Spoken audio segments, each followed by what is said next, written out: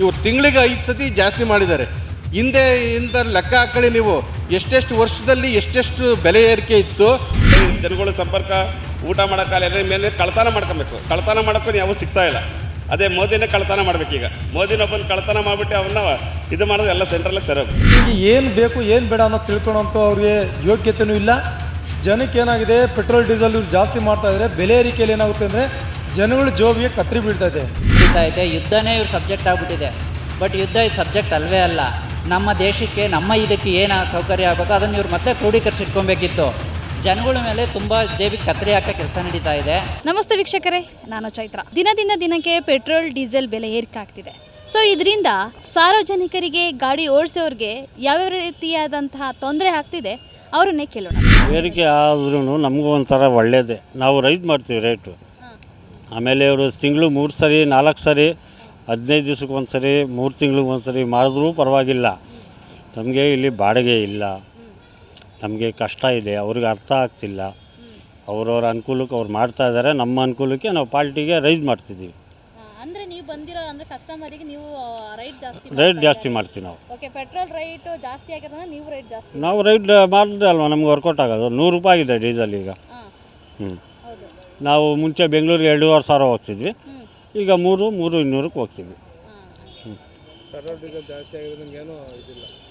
ಅಲ್ಲ, ಅವ್ರು ಮಾಡಲಿ, ಅವ್ರು ಎಷ್ಟು ಸರಿ ಬೇಕಾದ್ರೂ ಮಾಡಲಿ. ಕಷ್ಟ ಅವ್ರ ಜನಕ್ಕೆ, ಕಸ್ಟಮರ್ಗೆ ತೊಂದರೆ ಆಗ್ತಿರೋದು. ಇದು ಜನಕ್ಕೆ ಸಮಸ್ಯೆ ಆಗ್ತಿರೋದು, ನಮಗಲ್ಲ. ಅವರು ಮುಂಚೆ 91 ರೂಪಾಯಿ ಇತ್ತು, ಈಗ 100 ರೂಪಾಯಿ ಆಗಿದೆ. ಮುಂಚೆ 2,700 2,800ಗೆ ಹೋಗಿ 3,500ಕ್ಕೆ ಹೋಗ್ತಾಯಿದ್ದೀವಿ. ನಮಗೇನು ಎಫೆಕ್ಟ್ ಆಗೋಲ್ಲ. ಅವ್ರು ಮಾಡಲಿ, ಅವ್ರು ಮಾಡಿದ್ರೆ ನಮ್ಗೆ ಅನುಕೂಲ. ಬೇಡ ಬಿಡಿ, ಅವ್ರು ಬರ್ದಿದ್ರು ಪರವಾಗಿಲ್ಲ, ಬರೋರು ಬರ್ತಾರೆ. ಆಮೇಲೆ ಈಗ ಒಂದು ಗಾಡಿ ಹಿಡ್ದಿದ್ವಿ, ಈಗ 2 ಹೊಡಿತೀವಿ ನಾವು. ಲಾಸ್ ಮಾಡ್ಕೊಂಡೇನು ಬಾಡಿಗೆ ಹೊಡೆಯಲ್ಲ, ನಾವು ಆರಾಮಾಗಿ ಹೊಡಿತೀವಿ ನಾವು. ನಮ್ಮ ಕಸ್ಟಮರ್ ನಮ್ಮ ಕೈಯಲ್ಲಿದ್ದಾರೆ, ಅವ್ರಿಗೆ ಅರ್ಥ ಆಗುತ್ತೆ. ಇವ್ರ ಅನುಕೂಲಕ್ಕೆ ತಕ್ಕಂಗೆ ಇವ್ರು ಮಾಡಿದ್ರೆ ನಮ್ಮ ಅನುಕೂಲಕ್ಕೆ ತಕ್ಕಂಗೆ ನಾವು ಮಾಡ್ತೀವಿ. ನಿಜವಾಗ್ಲೂ ಇವತ್ತು ಸರ್ಕಾರ ಸಿದ್ದರಾಮಯ್ಯವರು ರಾಜೀನಾಮೆ ಕೊಡ್ತಾರೆ ಅಂತ ವಿಚಾರ ಸುದ್ದಿ ಕೇಳಿ ಮನಸ್ಸು ನೋವಾಗ್ತಾ ಇದೆ. ಹಾಗೆ ಏನು ವಿಚಾರ ಅಂದರೆ, ಈ ಒಂದು ರಾಜ್ಯ ಸರ್ಕಾರ ಇರ್ಬೋದು, ಕೇಂದ್ರ ಸರ್ಕಾರ ಇರ್ಬೋದು, ಇದ್ರಲ್ಲಿ ಇಬ್ಬರಿಗೂ ನಾಚಿಕೆ ಆಗಬೇಕು. ಜನಸಾಮಾನ್ಯರಿಗೆ ಏನು ಬೇಕು ಏನು ಬೇಡ ಅನ್ನೋದು ತಿಳ್ಕೊಳ್ಳೋಂಥ ಅವ್ರಿಗೆ ಯೋಗ್ಯತೆಯೂ ಇಲ್ಲ. ಜನಕ್ಕೆ ಏನಾಗಿದೆ, ಪೆಟ್ರೋಲ್ ಡೀಸೆಲ್ ಇವ್ರು ಜಾಸ್ತಿ ಮಾಡ್ತಾಯಿದ್ರೆ ಬೆಲೆ ಏರಿಕೆಯಲ್ಲಿ ಏನಾಗುತ್ತೆ ಅಂದರೆ ಜನಗಳ ಜೋಬಿಗೆ ಕತ್ತರಿ ಬೀಳ್ತಾ ಇದೆ. ಹಾಗೆ ಏನು ನಮ್ಮ ಈ ಕಾರ್ ಚಾಲಕರು ಹಾಗೂ ಈ ಕೆಲವೊಂದು ಬೈಕ್ ಓಡಿಸೋಂಥವ್ರಿಗೆ, ಆಫೀಸ್ಗೆ ಹೋಗೋವಂಥವ್ರಿಗೆ ಪೆಟ್ರೋಲ್ ಡೀಸೆಲ್ ಜಾಸ್ತಿ ಮಾಡಿದ್ರೆ ತಿಂಗಳು ಸಂಬಳ ಜಾಸ್ತಿ ಮಾಡ್ತಿಲ್ವಲ್ಲ ಅವ್ರಿಗೆ? ಇಲ್ಲ ಜನಸಾಮಾನ್ಯರು ಏನಾದರೂ ಬೇರೆ ಕಮ್ಮಿ ಆಗೋಂಥ ಏನಾದರೂ ಕೆಲಸ ಮಾಡ್ತಾರೆ? ಏನೂ ಮಾಡ್ತಿಲ್ಲ. ಇವ್ರು ಇಷ್ಟ ಬಂದಂಗೆ ಏರಿಕೆ ಮಾಡ್ತಾರೆ, ಇಷ್ಟ ಬಂದಂಗೆ ಕಮ್ಮಿ ಮಾಡ್ತಾರೆ. ಕಮ್ಮಿ ಅಂದರೆ ಒಂದು 5 ಪೈಸೆ 10 ಪೈಸೆ ಅಷ್ಟೇ. ಏರಿಕೆ ಅಂದರೆ 3 ರೂಪಾಯಿ 4 ರೂಪಾಯಿ ಜಾಸ್ತಿ ಮಾಡ್ತಾರೆ. ಹಾಗಾಗಿ ಇವತ್ತೇನು ನಮ್ಮ ಕರ್ನಾಟಕ ಜನತೆ ನಿಜವಾಗ್ಲೂ ಬೇಸರ ಆಗ್ತಾಯಿದೆ. ಇವರು ಬೆಲೆ ಏರಿಕೆ ಮಾಡ್ತಾರೆ, ಏರಿಕೆ ಮಾಡ್ತಾರೆ, ಬರೀ ಇದೇ ಆಯಿತು ಹೊರತು ಕಮ್ಮಿ ಮಾಡೋದು ಯಾವಾಗ? ಜನಸಾಮಾನ್ಯರಿಗೆ ಯಾವಾಗ ಕಮ್ಮಿ ಮಾಡ್ತಾರೆ? ಮತ್ತು ಇನ್ನೊಂದು ತೊಂದರೆ ಏನಾಗ್ತಾಯಿದೆ ಅಂದರೆ, ಈ ಕ್ಯಾಬ್ ಓಡಿಸೋವಂಥವ್ರಿಗೆ, ಕಾರ್ ಚಾಲಕರಿಗೆ ತುಂಬ ಹೊಡೆತ ಬಿದ್ದಿದೆ. ಏಕೆಂದರೆ ಇವತ್ತು ಜನ ಏನಾಗ್ಬಿಟ್ಟಿದೆ, ಒಂದು 10 ಇಳಿದ್ರೆ 50 ರೂಪಾಯಿ 3 ರೂಪಾಯಿ ಅಂದರೆ ಜನ ಮಕ್ಕ ನೋಡ್ತಾರೆ. ಯಾಕೆ ನೋಡ್ತಾರೆ? ಡೀಸೆಲ್ ಬೆಲೆ, ಪೆಟ್ರೋಲ್ ಬೆಲೆ ಜಾಸ್ತಿ ಆಗಿರೋದಕ್ಕೆ. ಹಂಗಾಗಿ ನಾಚಿಗೆಟ್ಟು ಸರ್ಕಾರ ಈ ಕೂಡಲೇ ಪೆಟ್ರೋಲ್ ಆಗಲಿ ಡೀಸೆಲ್ ಆಗಲಿ ಕಮ್ಮಿ ಮಾಡಬೇಕು. ನಿಜವಾಗ್ಲೂ ನಾಚಿಕೆ ಆಗ್ತೈತಿ. ಇವತ್ತು ಹೊಸ ಮುಖ್ಯಮಂತ್ರಿ ಬರ್ತಾರೆ, ಮುಖ್ಯಮಂತ್ರಿ ಬಂದಿದ್ದ ತಕ್ಷಣ ಏನಾದರೂ ಕಮ್ಮಿ ಮಾಡ್ತಾರೆ ಅವ್ರು ಇನ್ನೂ ಏರಿಕೆ ಜಾಸ್ತಿ ಮಾಡ್ತಾರೆ. ಇವ್ರ ರಾಜಕೀಯ ಲಾಭದಲ್ಲಿ ಜನಗಳಿಗೆ ಹೊಡೆತ ಬೀಳ್ತಾ ಇದೆ. ಈ ಕೂಡಲೇ ಅತಿ ಶೀಘ್ರದಲ್ಲಿ ನಾವು ಒಂದು ಹೋರಾಟ ಮಾಡೋಣ ಅಂತ ಹಮ್ಮಿಕೊಂಡಿದ್ದೀವಿ. ಈ ಪೆಟ್ರೋಲ್ ಡೀಸೆಲ್ದೆ ಅಂತಲ್ಲ, ಬೇರೆ ಬೇರೆ ವಿಚಾರದಲ್ಲಿ ಜನಸಾಮಾನ್ಯರಿಗೆ ಹೊಡೆತ ಬೀಳ್ತಾ ಇದೆ. ಎಷ್ಟೊಂದು ಒದೆ ತಿಂತಾರೆ. ಇಲ್ಲ ಸರ್ಕಾರ ಏನಾದರೂ ಜನಕ್ಕೆ ಡೈಲಿ ಒಂದು 1,000 ರೂಪಾಯಿ ಸಂಬಳ ಮಾಡ್ತಾಯಿದ್ದ. 1,000 ರೂಪಾಯಿ ಸಂಬಳ ಮಾಡಿ ಡೀಸೆಲಾರೇ ಏರಿಸಲಿ, ಪೆಟ್ರೋಲಾರೇ ಏರಿಸಲಿ, ನಾವು ಕೇಳೋಕ್ಕೆ ಬರೋಲ್ಲ. ಹಾಗಾಗಿ ಇವತ್ತು ಕೂಲಿ ಕಾರ್ಮಿಕರಿಗಿರ್ಬೋದು, ಮತ್ತು ಮಧ್ಯಮ ಭಾಗದವ್ರಿಗಾಗಿರ್ಬೋದು, ಇವರಿಗೆಲ್ಲ ತುಂಬ ಹೊಡೆತ ಬೀಳ್ತಾ ಇದೆ.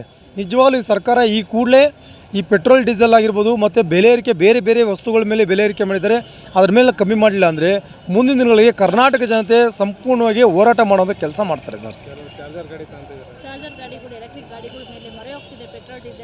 ಹೌದೌದು, ಎಲೆಕ್ಟ್ರಿಕಲ್ ಗಾಡಿಗಳು ಕೆಲವು ತೊಗೊತಾ ಇದ್ದಾರೆ. ನಮಗೆ ಅಲ್ಲ, ಅದು ಜಾಸ್ತಿ ಅಂದರೆ ಹೆಂಗಿದೆ ಅಂದರೆ 2 ಲಕ್ಷ ರೂಪಾಯಿ 3 ಲಕ್ಷದವರೆಗೂ ಹೋಗ್ತಾಯಿದೆ. ಅದನ್ನು ಯಾಕಂದರೆ ಇದು ಪೆಟ್ರೋಲ್ ಡೀಸೆಲ್ ಜಾಸ್ತಿ ಆಗಿರೋದು. ಕೆಲವ್ರು ಏನು ಮಾಡ್ತಾರೆ, 60 ಕಿಲೋಮೀಟ್ರು 100 ಕಿಲೋಮೀಟ್ರಿಗೆಲ್ಲ ಅವರು ಡಬಲ್ ದುಡ್ಡು ತೊಗೊತಾ ಇದ್ದಾರೆ. ಒಂದು ನಿಗದಿ ಮಾಡಬೇಕು ಸರ್ಕಾರ. ನಿಗದಿ ಮಾಡಿ ಒಂದು ಗಾಡಿ ಬೈಕ್ ಏನಿದೆಯೋ, ಪೆಟ್ರೋಲ್ ಇರೋದು ಎಲೆಕ್ಟ್ರಿಕಲ್ ಗಾಡಿ, ಅದನ್ನು ಕಮ್ಮಿ ಮಾಡಬೇಕು. ಅದ್ರ ಮೇಲೆ ರೈಟ್ ಇರೋದನ್ನು. ಈ ಕೆಲಸ ಸರ್ಕಾರ ಮಾಡಿದ್ರೆ ನಿಜವಾಗ್ಲೂ ಜನ ಮುಂದಿನ ದಿನಗಳಲ್ಲಿ ಸರ್ಕಾರಕ್ಕೆ ಮರ್ಯಾದೆ ಇರುತ್ತೆ. ಇಲ್ಲ ಅಂದರೆ ಯಾವುದೇ ಕಾರಣಕ್ಕೂ ಮರ್ಯಾದೆ ಇರಲ್ಲ ಸರ್ಕಾರದ ಮೇಲೆ. ಈ ಕೂಡಲೇ ನಾವು ಎಚ್ಚರಿಸ್ತಾ ಇದ್ದೀವಿ.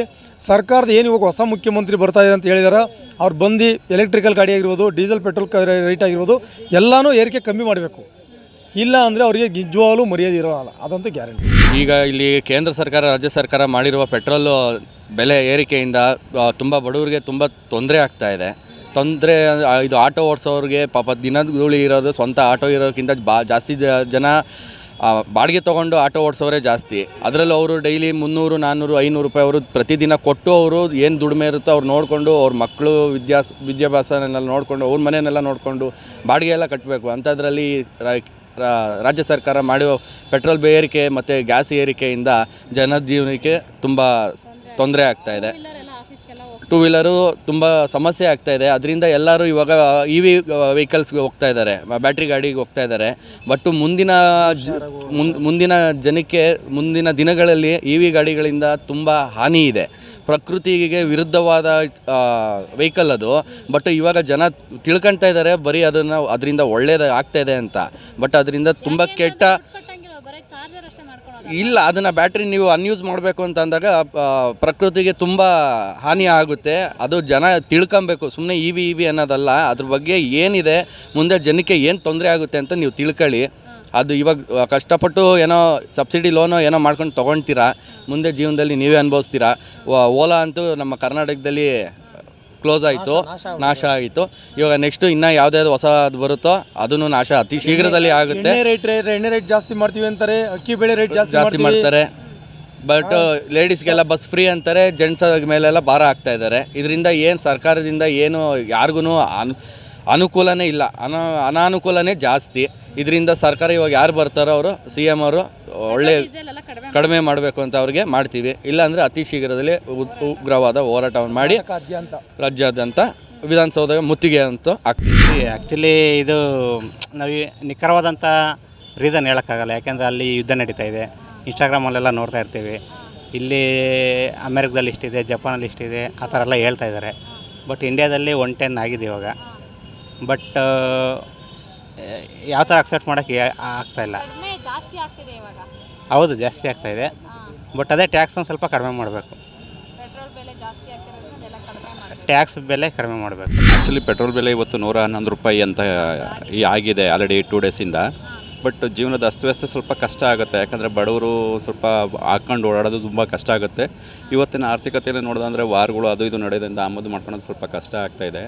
ಆ ಒಂದು ವಿಚಾರದಲ್ಲಿ ಅದ್ರ ನಿಟ್ಟಿನಲ್ಲಿ ಆದರೂ ಸ್ವಲ್ಪ ಕಷ್ಟ ಆಗುತ್ತೆ ಬಡ ಜನಗಳಿಗೆ. ಮತ್ತು ಆದರೆ ಏರಿಕೆ ದಿನನಿತ್ಯದ ಮೂಲಭೂತಗಳು ಏನೇ ಇದ್ದಾವೆ, ಅಂದರೆ ಆಹಾರದ್ದು ಏನು ಫುಡ್ಡಿಂದ ನಾವು ಇದು ಮಾಡ್ತೀವೋ ಅದರಲ್ಲಿ ಇನ್ಕ್ರೀಸ್ ಮಾಡ್ತಾಯಿದ್ದಾರೆ. ಬಟ್ ಆದರೆ ಕಂಪ್ನಿಗಳಲ್ಲಿ ಕೆಲಸ ಮಾಡೋಂಥವ್ರು ಸ್ಯಾಲ್ರಿ ಮಾತ್ರ ಜಾಸ್ತಿ ಮಾಡಲ್ಲ. ಸೇಮ್ ಏನಂದರೆ ಅದೇ ಸ್ಟ್ರಗಲ್ಲು. ನಾವು ಏನೇ ಸ್ಟ್ರಗಲ್ ಮಾಡಿದ್ರು ಅದು ಇದು ಅಂತ ಹೇಳ್ತಾನೆ ಇರ್ತಾರೆ, ಏನೋ ಒಂದು ರೀಸನ್ ಕೊಡ್ತಾನೆ ಇರ್ತಾರೆ. ಬಟ್ ದೇಶದ ಆರ್ಥಿಕತೆಯಲ್ಲಿ ನಾವು ಜಾಸ್ತಿ ಮಾಡ್ತಾನೆ ಇರ್ತಾರೆ. ಬಟ್ ಜನಗಳದ್ದು ಜೀವ ಜೊತೆ ಸಿಕ್ಕಾಪಟ್ಟೆ ಒಂದು ಸ್ವಲ್ಪ ಏನಂದರೆ ಚೆಲ್ಲಾಟ ಆಡ್ತಾ ಇರ್ತಾರೆ. ಯಾಕಂದರೆ ಅದು ನಾವು ಬೆಳೆಯೋಕ್ಕೂ ಆಗಲ್ಲ. ಮಧ್ಯಮ ವರ್ಗದವ್ರು ಏನಾಗುತ್ತೆ, ಸಿಕ್ಕಾಪಟ್ಟೆ ಸ್ಟ್ರಗಲ್ ಮಾಡ್ತಾ ಇರ್ತಾರೆ. ಜೀವನಕ್ಕೆ ಬೆಳಗ್ಗೆ ಎದ್ದುಬಿಟ್ರೆ ಒಬ್ಬರು ದುಡಿತಾ ಇರ್ತಾರೆ, 4-5 ಜನ ಕುಂತ್ಕೊಂಡು ನಿಂತಿರ್ತಾರೆ ಮನೆಯಲ್ಲಿ ತಿನ್ಬೇಕು. ಅವಾಗ ಪೆಟ್ರೋಲ್ ಆಗಿರ್ಬೋದು ಅಥವಾ ಆಹಾರದ ಕೊರತೆ ಆಗಿರ್ಬೋದು ಮತ್ತು ಮತ್ತೊಂದಾಗಿರ್ಬೋದು. ಒಂದು ಎಲ್ಲೇ ಹೋದ್ರೂ ಇವತ್ತು ಒಂದು ತರಕಾರಿ ಮಾತಾಡೋಕ್ಕೂ ಆಗಲ್ಲ. ಆ್ಯಕ್ಚುಲಿ ಇವತ್ತು ಒಂದು ತರಕಾರಿ ನೋಡಿದ್ರೆ 50 ರೂಪಾಯಿ 80 ರೂಪಾಯಿ ಈ ಥರ ಇದೆ. ಆ್ಯಕ್ಚುಲಿ ಇವತ್ತು ಜೀವನ ಅಸ್ತವ್ಯಸ್ತ ಸಿಕ್ಕಾಪಟ್ಟೆ ಆಗೋಗ್ಬಿಡೈತೆ. ಅಂದರೆ ಸ್ಟ್ರಗಲ್ ಮಾಡ್ತಾಯಿದ್ದೀವಿ, ಬಟ್ ಆದರೆ ಬೆಳವಣಿಗೆ ಅಂತೂ ಆಗ್ತಾಯಿಲ್ಲ. ದೇಶ ಮಧ್ಯಮ ಜನ ಸಿಕ್ಕಾಪಟ್ಟೆ ಆಗ್ತಾಯಿದೆ. ಅದು ಬಡವರು ಹಾಗೆ ಇರ್ತಾರೆ. ಈ ಮಿಡಲ್ ಇದೆಯಲ್ಲ, ಅದು ಸಿಕ್ಕಾಪಟ್ಟೆ ಸ್ಟ್ರಗಲ್ ಮಾಡ್ತಾರೆ. ಶ್ರೀಮಂತರಿಗೆ ಆಗ್ತಿರುತ್ತೆ, ಅವ್ರ ಹತ್ರ ಬರ್ತಾನೆ ಇರುತ್ತೆ. ಬಟ್ ನಮ್ಮಂಥವ್ರಿಗಂತ ಮಿಡಲ್ ಪೀಪಲ್ಸ್ಗಳಿಗೆ ಇದು ಸ್ಟ್ರಗಲ್ ಮಾಡೋಂಗೆ ಆಗೋಗುತ್ತೆ. ಬರೋ ಕಮ್ಮಿ ಇದರಲ್ಲಿ ಬಾಡಿಗೆ ಕಟ್ಕೊಂಡು ಜೀವನ ನಡೆಸೋದು ಇದೆಯಲ್ಲ ಭಾಳ ಕಷ್ಟ ಇದೆ ಆ್ಯಕ್ಚುಲಿ. ಯಾಕಂದರೆ ಒಂದು ಬಾಡಿಗೆ ಹೊತ್ತು ಮಾತಾಡಬೇಕಾದ್ರೆ ತುಮಕೂರಲ್ಲಿ 15,000 ರೂಪಾಯಿ, ಯಾವುದೇ ಥರ ಕಮ್ಮಿ ಬರೋದಿಲ್ಲ. ಅದರೊಳಗೇನೆ ವರ್ಷಕ್ಕೊಂದು ರೈಸ್ ಮಾಡ್ತಾ ಇರ್ತಾರೆ. ಅದ್ರ ಜೊತೆ ಈಗ ಪೆಟ್ರೋಲ್ ಅಂತ ಆಗಿರ್ಬೋದು ಅಥವಾ ಮತ್ತೊಂದು ಆಗಿರ್ಬೋದು, ಗ್ಯಾಸ್ ಆಗಿರ್ಬೋದು. ಈಗ ಗ್ಯಾಸಿಂದು ಹಾಗೆ ಆಗ್ತಾಯಿದೆ ಎಲ್ಲ ಕಡೆ. ಯಾವುದು 45 ದಿವಸಕ್ಕೆ, ಯಾಕಂದರೆ ಬರೋರು ಹೋಗೋರು ಇದ್ದೇ ಇರ್ತಾರೆ. ಈ ನಿಟ್ಟಿನಲ್ಲಂತ ಹೋದಾಗ ಸಮಾಜದ ಇದರಲ್ಲಿ ಸಿಕ್ಕಾಪಟ್ಟೆ ಕಷ್ಟ ಆಗ್ತಾಯಿದೆ ಬಡವರು ವರ್ಗದವ್ರಿಗೆ. ಆದಷ್ಟು ಒಂದು ಸ್ವಲ್ಪ ಸರ್ಕಾರ ಅದನ್ನು ಎಚ್ಚೆತ್ಕೊಂಡು ಸ್ವಲ್ಪ ಕಮ್ಮಿ ಮಾಡೋದು ಭಾಳ ಅನುಕೂಲ. ಈ ಪೆಟ್ರೋಲ್ ಅಂತೂ ದಿನನಿತ್ಯದ ಒಂದು ಎಸೆನ್ಷಿಯಲ್ ಪ್ರಾಡಕ್ಟ್ ಅದಂತ. ಯಾಕಂದರೆ ಬೆಳಗ್ಗೆ ಇದ್ದರೆ ಬಸ್ಗಿಂತ ಗಾಡಿ ಮುಖ್ಯ ಆಗಿರುತ್ತೆ. ಯಾಕಂದರೆ ಇನ್ ಟೈಮ್ಗೆ ಹೋಗಬೇಕಾಗಿರುತ್ತೆ, ಬರಬೇಕಾಗಿರುತ್ತೆ, ಅಲ್ಲಿಗೆ ಹೋಗಬೇಕಾಗಿರುತ್ತೆ. ಬಸ್ಸಲ್ಲಿ ಯಾವಾಗಲೂ ಇದು ಮಾಡೋಕ್ಕಲ್ಲ. ಅದರೊಳಗೆ ಗೃಹಲಕ್ಷ್ಮಿ ಆಲಕ್ಷ್ಮಿ ಅಂತೆಲ್ಲ ಮಾಡಿದ್ದಾರೆ. ಆದರೆ ಅಲ್ಲಿ ಬರೀ ಹೆಣ್ಮಕ್ಳಿಗೆ, ಅದರಲ್ಲಾದರೂ ಹತ್ತಕ್ಕೂ ಆಗಲ್ಲ. ಆ್ಯಕ್ಚುಲಿ ನಾವು ಹೋಗೋಕ್ಕೂ ಆಗಲ್ಲ. ಗಂಡು ಮಕ್ಕಳು ಸಿಕ್ಕಾಬಿಟ್ಟೆ ಕಷ್ಟ ಆಗ್ತಾಯಿದೆ.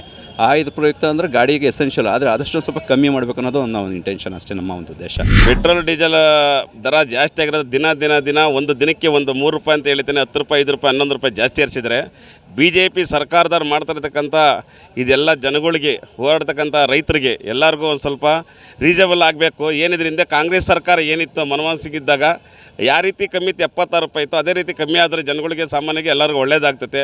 ದಿನನಿತ್ಯ ವೆಹಿಕಲ್ಗಳು ಜಾಸ್ತಿ ಆಗ್ತಾಯಿದೆ, ಎಲೆಕ್ಟ್ರಿಕಲ್ ಜಾಸ್ತಿ ಆಗ್ತಾಯಿದೆ. ಎಲೆಕ್ಟ್ರಿಕಲ್ ಗಾಡಿಗಳು ಹತ್ಕೊಂಡು ಹಂಗೆ ಬ್ಯಾಟ್ರಿಗಳು ಇರೋದ್ರಿಂದ ಹತ್ಕೊಂಡು ಹಂಗೆ ಉರಿದೋಗ್ತೈತೆ.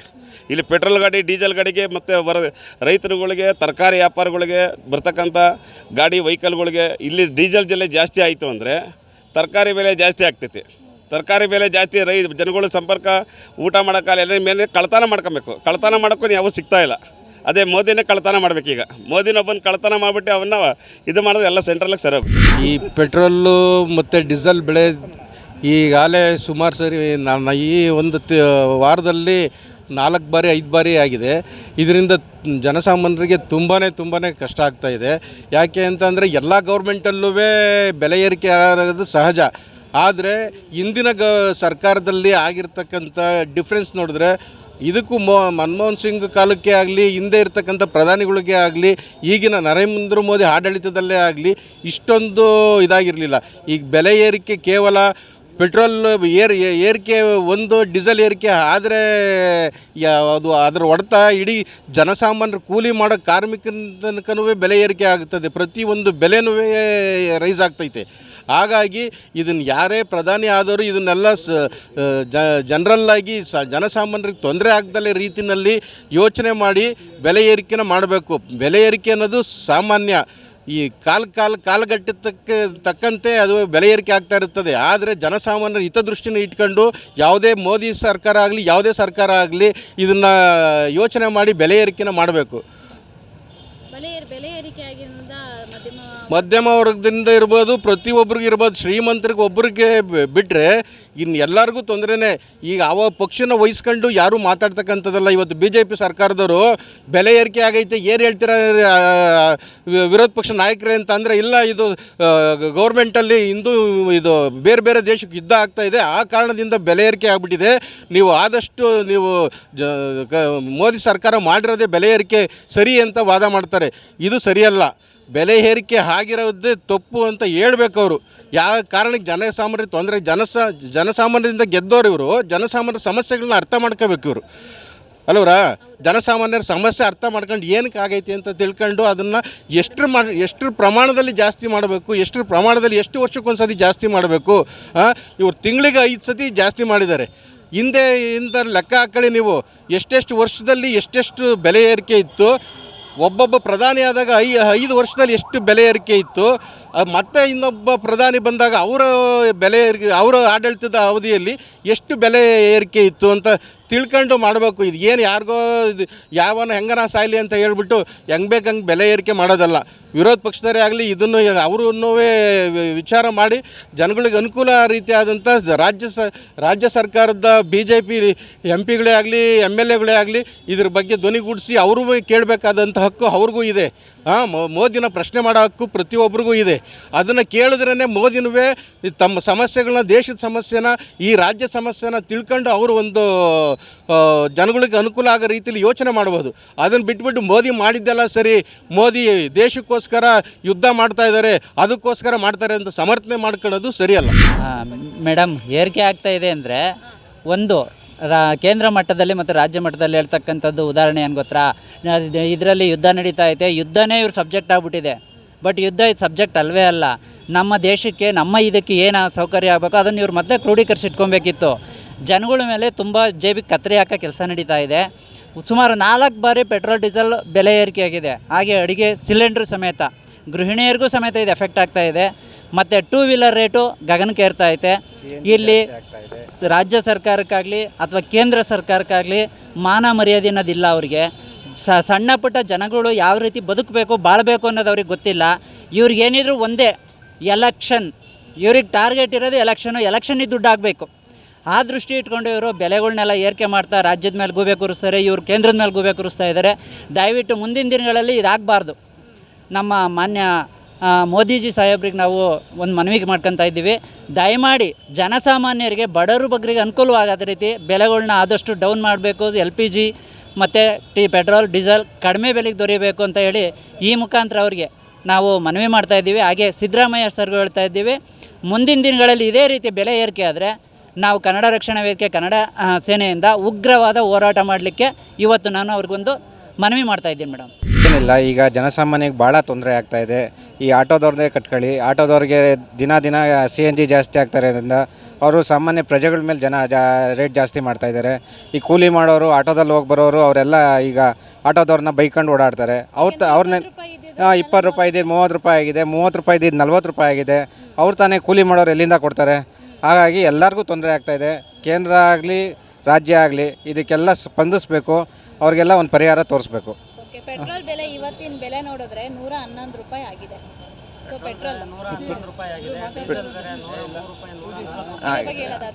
ಪೆಟ್ರೋಲ್ ಭಾಳ ತುಂಬಾ ಜಾಸ್ತಿ ಆಗ್ತಾಯಿದೆ. ಹಾಗಾಗಿ ಜನ ಎಲ್ಲ ಎಲೆಕ್ಟ್ರಿಕ್ಕಿಗೆ ಹೋಗ್ತಾ ಇದ್ದಾರೆ. ಆ ಎಲೆಕ್ಟ್ರಿಕ್ನವ್ರು ಏನು ಮಾಡ್ತಾ ಇದ್ದಾರೆ ಅಂದರೆ, ಈಗ 1,00,000 ಇದ್ದಿದ್ದ ಗಾಡಿ 1,20 ಮಾಡ್ತಾ ಇದ್ದಾರೆ, 1,20 ಇರೋದು 1,40 ಮಾಡ್ತಾ ಇದ್ದಾರೆ. ಈಗ ಅವರು ನೋಡ್ಕೊಂಡು ಎಲ್ಲ ಜಾಸ್ತಿ ಮಾಡ್ತಾ ಇದ್ದಾರೆ. ಈಗ ಬೇರೆ ಕೂಲಿ ಮಾಡೋರು ರೇಟ್ ಜಾಸ್ತಿ ಮಾಡೋಕ್ಕಾಗ್ತಾ ಇಲ್ಲ. ಯಾರ್ದು ತೊಂದರೆ ಎಲ್ಲರಿಗೂ ತೊಂದರೆ ಆಗ್ತಿರೋದೇ. ಈ ದುಡ್ಡಿರೋರು ಚೆನ್ನಾಗೇ ಇರ್ತಾ ಇದ್ದಾರೆ, ಬಡವರು ಮಾತ್ರ ಹಂಗೆ ಇನ್ನು ಕೆಳಗೆ ಹೋಗ್ತಾ ಇದ್ದಾರೆ.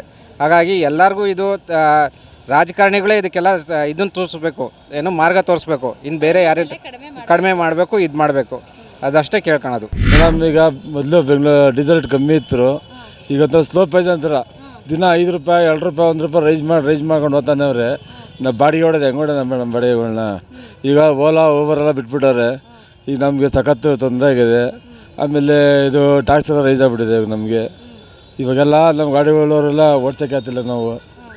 ಇದು ಕಸ್ಟಮರ್ಗಳ್ನ ಕೇಳೋಕ್ಕಾಗಲ್ಲ ನಾವು. ಪಾಪ ಅವ್ರ ತಾನೇ ನಂಗೆ ಕೊಡ್ತಾರೆ ಮೇಡಮ್. ಹಿಂಗಾಗಿ ನಮ್ಮ ಸಖತ್ತು ತೊಂದರೆ ಆಗಿದೆ. ಇದ್ರ ಬಗ್ಗೆ ಸೆಂಟ್ರಲ್ ಮಾತಾಡ್ಬೇಕು ಮೇಡಮ್. ಮೋದಿ ಅದೇ ಮದುವೆ ಮಾಡ್ಕೊತಾ ಇದ್ದೀವಿ, ಬಡವ್ರನ್ನ ಉಳಿಸಿ ಕಡಿಮೆ ಮಾಡಬೇಕು ಅಂತ. ಮೇಡಮ್, ಅದು ಬಡವ್ರನ್ನ ಉಳಿಸಿ ಸರ್ ಅಂತ ಕೇಳ್ಕೊಂತೀವಿ ಮೇಡಮ್. ನಾವು ಇಷ್ಟು ರೈಸ್ ಮಾಡಿ ನಾವು ಗಾಡಿ ಓಡ್ಸೋಕ್ಕಾಗ್ತಿಲ್ಲ ಮೇಡಮ್. ವಾರಕ್ಕೊಂದು ನಮ್ಮ ಬಾಡಿಗೆ ಬರ್ತೇವೆ. ಈ ಕೇಳೋಕೆ ಹೋದ ಅಂದರೆ ಕಸ್ಟಮರ್ ಜಾಸ್ತಿ ಅಂತ ಈ ಓಲಾ ಬರೋ ಹೊರಟೋಗ್ಬಿಡ್ತಾರೆ ಮೇಡಮ್. ನಮ್ಮ ಬಾಡಿಗೆಗಳನ್ನ ನಿಂತಿರುತ್ತೆ ಮೇಡಮ್. ವಾರ ಅದು ಗಾಡಿಗಳು ನಿಂತಿರ್ತೇವೆ. ಏನು ಮಾಡ್ತಾರೆ ಮೇಡಮ್? ನಾವು ಕಷ್ಟ ಬಿದ್ದುಬಿಟ್ಟು ಟಾಸ್ ಕಟ್ಕೊಬೇಕು. ನಮಗೂ ಸಖತ್ತು ತೊಂದರೆ ಆಗ್ತದೆ ಮೇಡಮ್. FC ಜಾಸ್ತಿ ಮಾಡಿಬಿಟ್ಟಾರೆ ಮೇಡಮ್. 15,000 ಮಾಡೋದು FC ಪ್ಲಾನಿಂಗ್ ಬಟನ್ GPS ಅಂತ ಎಲ್ಲ ಮೇಡಮ್. ನಾವು ತಾನೇ ನಾವೇ ಮನವಿ ಮಾಡ್ಕೊತಿದ್ದೀವಿ, ದಯವಿಟ್ಟು ಮೋದಿ ಅವ್ರಿಗೆ ಕಳ್ಕೊತಿದ್ದೀವಿ ನಾವೇ, ಬಡವ್ರನ್ನ ಉಳಿಸಿ ಅಂತ. ನೋಡೋದ್ರಲ್ಲ ವೀಕ್ಷಕರೇ, ಪೆಟ್ರೋಲ್ ಡೀಸೆಲ್ ಬೆಲೆ ಏರಿಕೆಯಿಂದ ಹಲವಾರು ರೀತಿಯಾದಂಥ ಸಮಸ್ಯೆಗಳನ್ನು ಸಾರ್ವಜನಿಕರು, ಮಧ್ಯಮ ವರ್ಗದವರು ಮತ್ತು ಬಡವರು ತುಂಬಾ ಅನುಭವಿಸ್ತಾ ಇದ್ದಾರೆ. ಸೊ ಅವರ ಕಷ್ಟ, ನಷ್ಟ, ನೋವುಗಳನ್ನು ಎಲ್ಲದನ್ನೂ ಕೂಡ ಹೇಳ್ಕೊಂಡ್ರು. ಸೊ ಬೆಲೆ ಏರಿಕೆ ಕಡಿಮೆ ಆಗುತ್ತಾ, ಜಾಸ್ತಿ ಆಗುತ್ತಾ ಅಂತ ಹೇಳಿ ಮುಂದಿನ ದಿನಗಳಲ್ಲಿ ಕಾದು ನೋಡೋಣ. ಕ್ಯಾಮ್ರಾ ಪರ್ಸನ್ ಅಜಯ್ ಜೊತೆ ನಾನು ಚೈತ್ರ.